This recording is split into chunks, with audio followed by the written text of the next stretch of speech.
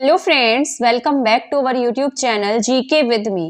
तो आज के इस क्लास में मैं आपको पढ़ाने वाली हूँ हमारा जो ईवीएस का टॉपिक है। मैंने आपको बताया था ये क्लास आपकी ईवीएस के लिए इंपॉर्टेंट रहने वाली है। इसमें आपका एचटेट पीआरटी को ध्यान में रखकर ये क्लास बनाई जा रही है। इसके साथ साथ अगर आप सीटेट की भी तैयारी कर रहे हैं तो उन दोनों के लिए ही इक्वली हेल्पफुल रहेगी और ये आपका 30 मार्क्स का सिलेबस कवर करने वाली है।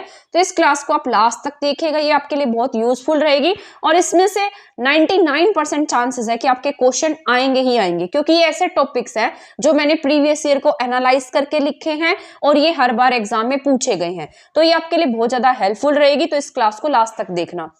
अब हम स्टार्ट कर देते हैं। आपको पता है मैंने आपको एटमॉस्फेयर के बारे में पढ़ाना शुरू किया हुआ था। 1 सेकेंड रुको, 1 मिनट। ठीक है, तो यहाँ पर जो थे हम रिसोर्सेस का टॉपिक पढ़ रहे थे, क्योंकि सॉरी रिसोर्सेस का नहीं, एटमॉस्फेयर का टॉपिक हम पढ़ रहे थे। और जो एटमॉस्फेयर का टॉपिक है ये आपके लिए इंपॉर्टेंट है। ये इसमें से ना आपके क्वेश्चन जरूर पूछा जाएगा। तो ये मैं आपको सारा पढ़ा चुकी थी। इसके बाद हमने पढ़ना था इसकी लेयर्स के बारे में। यहाँ पर हम सारी गैसेस वगैरह के बारे में, ग्रेविटी के बारे में ये सारा जान चुके थे और ये आपका इंपॉर्टेंट भी था। लेकिन आज हमने पढ़ना है लेयर्स के बारे में, क्योंकि लेयर्स का जो टॉपिक है इसमें से भी क्वेश्चंस आ जाते हैं और मोस्ट ऑफ टाइम ऐसा हुआ है कि इस टॉपिक में से 2 से 3 या 3 से 4 क्वेश्चन भी कई बार देखने को मिले हैं। तो आज हम पढ़ेंगे लेयर्स ऑफ एटमॉस्फेयर, एटमॉस्फेयर की लेयर के बारे में, वायुमंडल की परत के बारे में। जैसा कि लिखा है यहाँ पर बाह्य प्लस आयन, ये तापीय मंडल जो है एक ऐसी लेयर भी होती है जो तापीय मंडल के नाम से जानी जाती है, जिसे हम थर्मोस्फीयर कह देते हैं, जो टेम्परेचर वगैरह से रिलेटेड होती है। अब यहाँ पर आप कुछ लेयर्स देख रहे हैं। जैसे यहाँ पर सबसे पहली जो लेयर है वो शोभ मंडल है, जिसे हम ट्रोपोस्फियर के नाम से जानते हैं। तो सबसे पहले नंबर पर ये नीचे के स्थान पर कौन सी है? शोभ मंडल है। इसके बाद में आती है स्ट्रेटोस्फियर, जिसे हम समताप मंडल के नाम से जानते हैं। फिर इसके बाद 3rd नंबर पर बात कर लेते हैं मध्य मंडल की, जिसे हम मीजोस्फियर के नाम से जानते हैं। इसके बाद है आयनोस्फियर, जिसे हम आयन मंडल के नाम से, और फिर है बाह्य मंडल, जिसे हम एक्सोस्फियर के नाम से भी जानते हैं। तो ये हमारी अर्थ की सरफेस है, ये अर्थ के साथ लगी हुई है। अर्थ के साथ साथ सबसे पहले कौन सी है? यहाँ पर शोभ मंडल है। इसके बाद 2nd स्थान पर आप देख सकते हैं तो यहाँ पर स्ट्रेटोस्फियर है, यानी कि समताप मंडल है। 3rd स्थान पर यहाँ पर मध्य मंडल है, यानी कि मीजोस्फियर है। इसके बाद यहाँ पर आयन मंडल है, यानी कि आयनोस्फियर है। एंड देन बाह्य मंडल है, तो यानी कि ये एक्सोस्फियर है। जो हमारा जो एटमॉस्फेयर है इसके साथ में बाह्य मंडल कही जाती है और अर्थ के साथ जो लगी हुई है उसे हम ट्रोपोस्फियर यानी कि शोभ मंडल के नाम से जानते हैं। तो यहाँ पर ये कितनी लेयर्स हो जाती हैं? 1 2 3 4 5। तो ये 5 हैं जिन्हें ये जो मतलब ये एटमॉस्फेयर की लेयर्स हैं। अब यहाँ पर बाह्य मंडल और आयन मंडल जो हैं, इन दोनों को संयुक्त रूप से मिलाकर कई बार बहिर्मंडल के नाम से भी लिख दिया जाता है।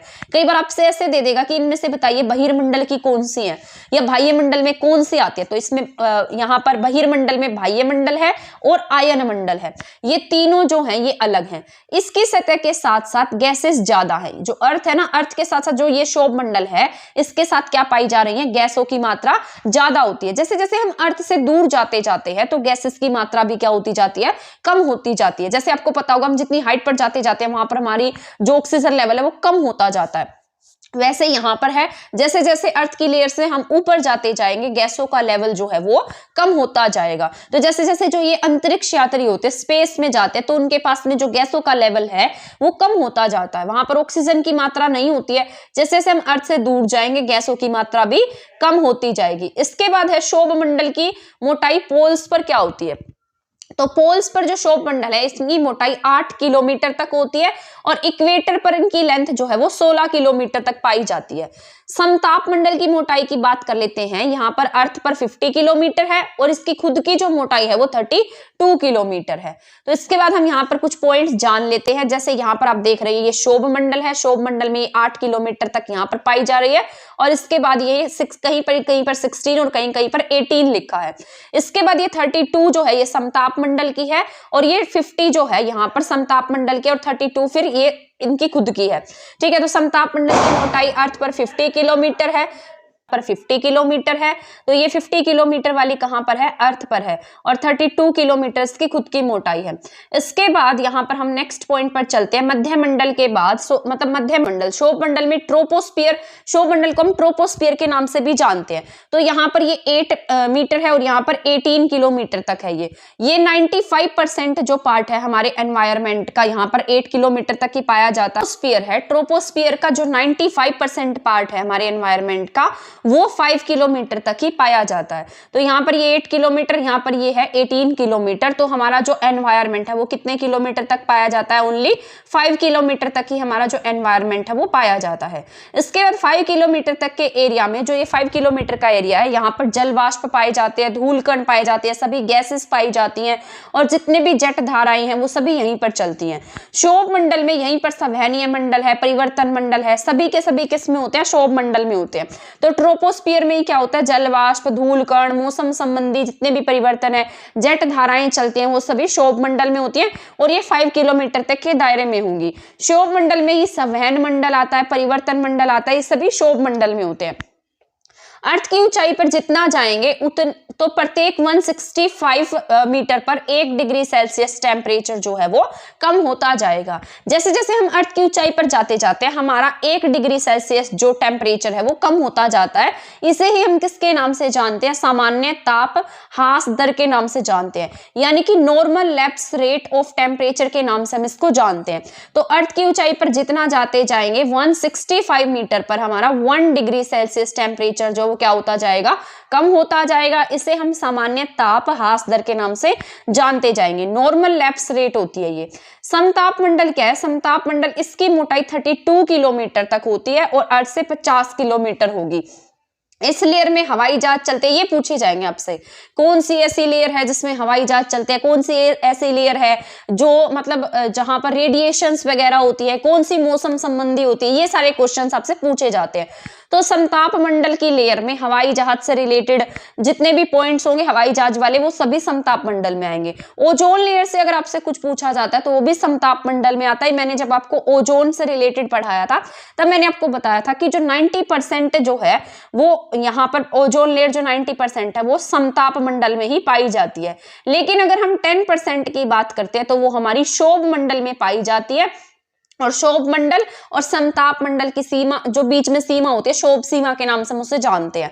ठीक है, इसके साथ साथ जो ये 10% पाई जाएगी क्षोभ मंडल में, वहां पर ये ग्रीन हाउस गैसेस के रूप में पाई जाती है। तो ये सारे पॉइंट जो थे वो मैं आपको कल की क्लास में अच्छे से एक्सप्लेन कर चुकी थी। यहाँ पर हवाएं नहीं चलेंगी, टेम्परेचर समान रहेगा, वायु दाब समान रहेगा, हवा नहीं चलती है। इस कारण जो ये लेयर है इसमें हवाई जहाज वगैरह उड़ाना जो है वो आसान रहता है।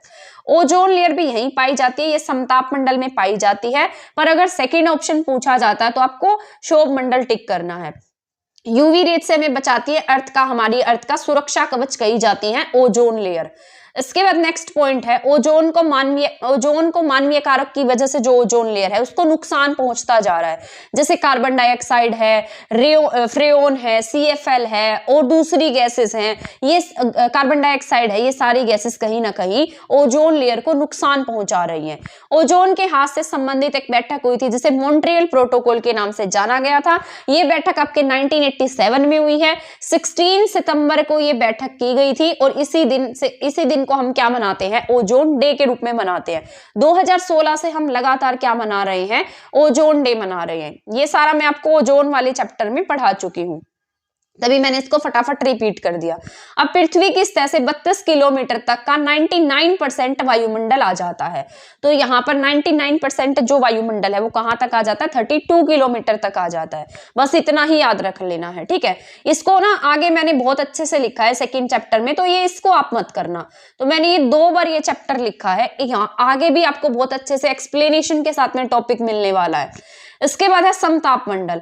ये समताप मंडल जो है यहाँ पर ना जो क्लाउड्स वगैरह है, मौसम संबंधी घटना नहीं होती, यहाँ पर केवल क्लाउड्स बनते हैं, जिससे हम क्या कहते हैं, पर्ल ऑफ क्लाउड्स कहते हैं, लेकिन यहाँ पर बारिश नहीं होती। ठीक है, तो यहाँ इसे किसके नाम से जाना जाता है? आपसे ये क्वेश्चन ना बहुत बार आता है एग्जाम में कि बताइए पर्ल ऑफ क्लाउड्स कौन से मंडल में बनते हैं, तो कौन से स्फीयर में बनते हैं, तो आप क्या टिक करेंगे? समताप मंडल में। तो ये पर्ल ऑफ क्लाउड्स की घटना किसमें होती है? समताप मंडल में होती है। अगर आपसे पूछा जाता है, ये दो टाइप की आपकी फ्लाइट होती है, आपको पता होना चाहिए, डोमेस्टिक फ्लाइट होती है और एक इंटरनेशनल फ्लाइट होती है। डोमेस्टिक जो घरेलू होती है, जो हमारे देश की सीमा में उड़ती है, और एक इंटरनेशनल होती है जो हमारी देश की सीमा से बाहर जाती है, दूसरे देशों में जाती है।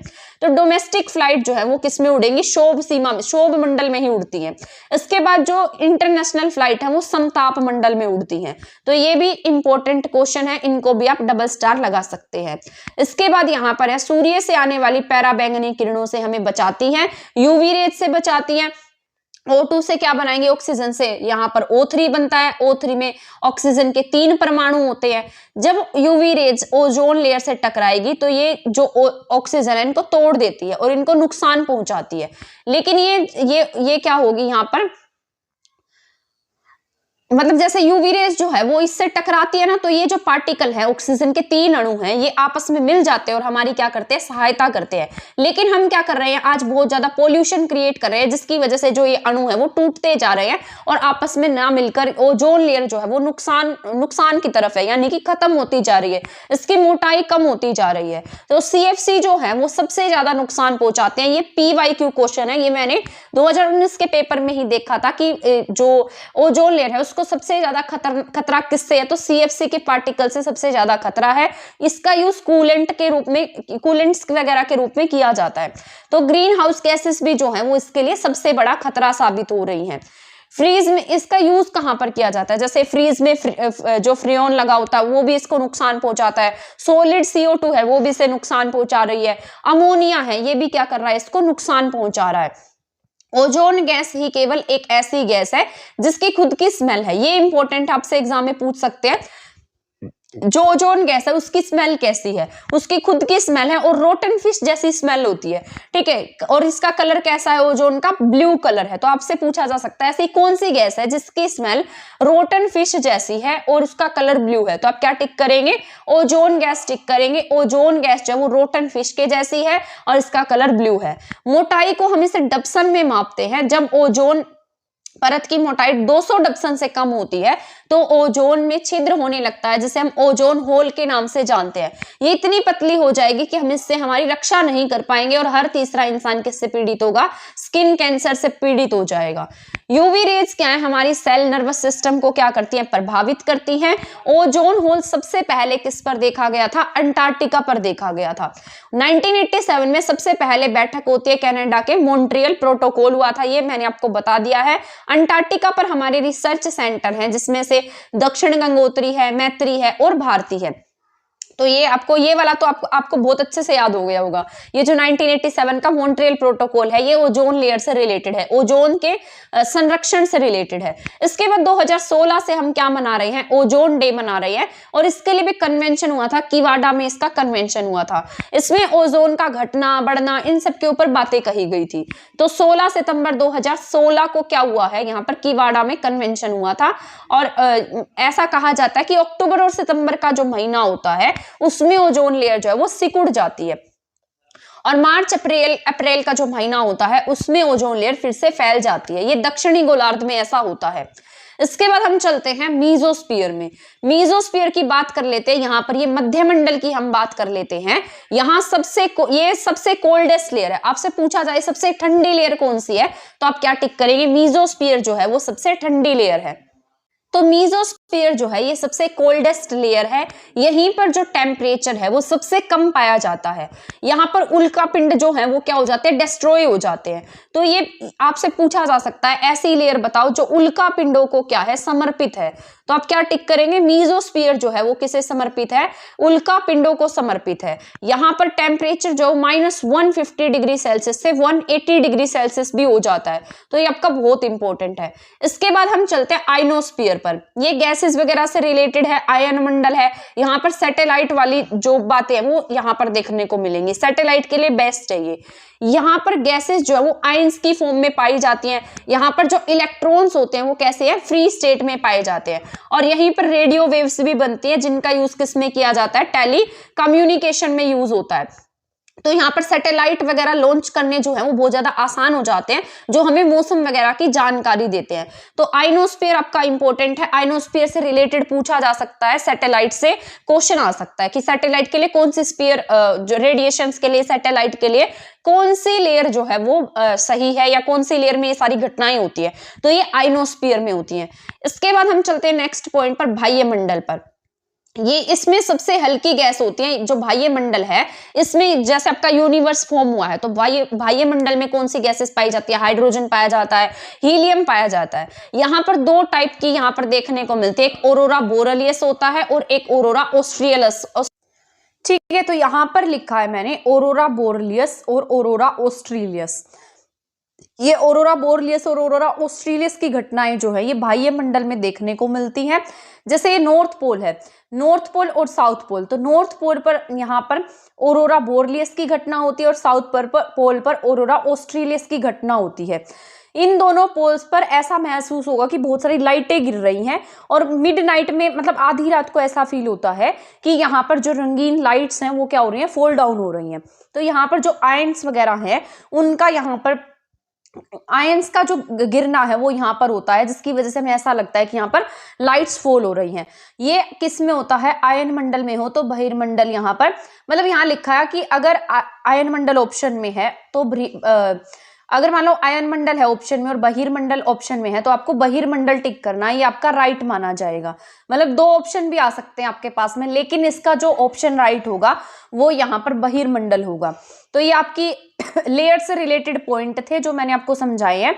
एक बार मैं फिर से रिवाइज करा देती हूँ कि कौन सी जो लेयर है उसमें कौन सी घटनाएं होती हैं, क्योंकि ऐसे हमें याद हो जाएगा कि हमने कौन सी लेयर के बारे में क्या पढ़ा था।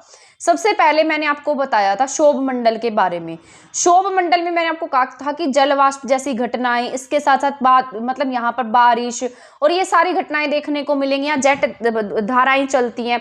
संवहनीय मंडल है, ये मौसम संबंधी जितनी भी घटनाएं हैं वो कहाँ पर होती हैं, क्षोभ मंडल में होती है। इसके बाद नेक्स्ट मैंने आपको बताया था समताप मंडल। समताप मंडल आपका इसलिए इंपॉर्टेंट था क्योंकि यहाँ पर क्या पाई जाती है, ओजोन लेयर पाई जाती है, और यहाँ पर 90% पार्ट ओजोन लेयर का समताप मंडल में होता है। लेकिन अगर 10% की बात की जाए तो वो हमारे क्षोभ मंडल में है। क्षोभ मंडल जो है वहां पर ग्रीन हाउस गैसेस भी पाई जाती है। ये जो लेयर है समताप मंडल, ये हवाई जहाज के लिए भी उपयुक्त होती है ये। इसके साथ साथ यहाँ पर यूवी रेज से हमें हेल्प करती है, ये सारा हम पढ़ चुके हैं। पृथ्वी की सतह से यहाँ तक इतना एनवायरनमेंट पाया जाता है। और पर्ल ऑफ क्लाउड्स की जो घटनाएं हैं वो किस में होती है, समताप मंडल में होती हैं। लेकिन अगर हमसे डोमेस्टिक फ्लाइट का पूछा जाता है तो डोमेस्टिक फ्लाइट के लिए हम क्षोभ मंडल टिक करेंगे और इंटरनेशनल फ्लाइट के लिए हम समताप मंडल को टिक करते हैं। इसके बाद नेक्स्ट पॉइंट है हमारे पास में, यूवी रेज से ये हमारी हेल्प करती है।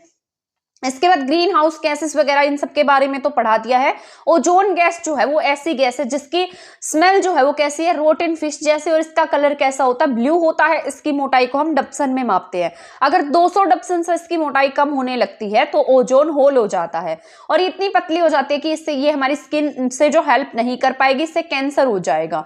और ये यहाँ पर अब मीजोस्फीयर जो है ये कोल्डेस्ट लेयर होती है, ये उल्का पिंडों के लिए जिम्मेदार होती है। यहाँ ये किसको क्या कहा जाता है कि ये जो लेयर है किसको समर्पित है, उल्का पिंडों को समर्पित है। तो मीजोस्फीयर भी समझ में आ गया। आइनोस्फीयर किसके लिए फेमस है, सैटेलाइट के लिए फेमस है। रेडियो वेव्स बनते हैं, यहाँ पर रेडिएशंस वाली घटना होती है। और बाह्य मंडल में नॉर्थ पोल और साउथ पोल याद रखना है, ऑरोरा बोरेलियस और ऑरोरा ऑस्ट्रेलियस। आई होप यहां तक का समझ में आ गया होगा। तो यहां से हमारा जो एटमॉस्फेयर का कंप्लीट टॉपिक था वो कंप्लीट हो गया है, और इसके साथ साथ मैंने आपको सभी लेयर्स के बारे में भी अच्छे से समझा दिया है। मैं ऐसी उम्मीद करती हूँ कि आपको ये समझ में आ गया होगा। इसके बाद यही टॉपिक जो है वो मैं आपको दोबारा से पढ़ाने वाली हूँ, क्योंकि वहां पर और भी पॉइंट्स लिखे हैं और एक ही क्लास बनेंगे, उसमें ही मैं आपको समझा दूंगी। ये मुझे पता नहीं है, शायद मैंने ऊपर के पेजेस में लिखा है या नीचे के पेजेस में लिखा है, बट लिखा जरूर हुआ है वो टॉपिक, और वो आपके लिए बहुत ही ज्यादा हेल्पफुल है। तो आप उस क्लास को भी देखना नहीं भूलिएगा। और नेक्स्ट क्लास रहेगी वो हमारी इसी टॉपिक से रिलेटेड रहेगी। तो अब मिलेंगे हम हमारी नेक्स्ट क्लास में, ठीक है। तब तक आप हमारे चैनल के साथ बने रह सकते हैं। अगर आपने हमारा चैनल सब्सक्राइब नहीं किया है तो आप इसे सब्सक्राइब भी कर सकते हैं। अगर आप हमारे चैनल पर नए आए हैं और तो किसी और को भी जोड़ सकते हैं हमारे चैनल के साथ में। तो अब मिलेंगे हम नेक्स्ट क्लास में, तब तक के लिए हमारे चैनल के साथ बने रहें। थैंक यू, धन्यवाद। ये देखो, ये मैं यही ढूंढ रही थी अभी। तो ये वाला जो चैप्टर है ये मैंने फिर से लिखा हुआ है, ये आपको बहुत अच्छे से समझ में आएगा। इसमें आपका कोई भी पॉइंट नहीं रहेगा, तो इसको भी मैं आपको पढ़ा दूंगी, क्योंकि मैं नहीं चाहती आपका कोई भी पॉइंट यहाँ से रह जाए। तो ये देख सकते हैं यहाँ पर मैंने बहुत अच्छे से इसको लिखा हुआ है, एक्सप्लेन करके लिखा हुआ है तो वही पॉइंट, बट इसको एक बार पढ़ लेंगे, पढ़ने में हमारा क्या जाता है। तो ये यहाँ पर आपको कुछ अलग पॉइंट्स देखने को भी मिलेंगे। तो अब नेक्स्ट वीडियो में मैं आपको यही पढ़ाने वाली हूँ। तब तक चैनल के साथ बने रहें। थैंक यू, धन्यवाद।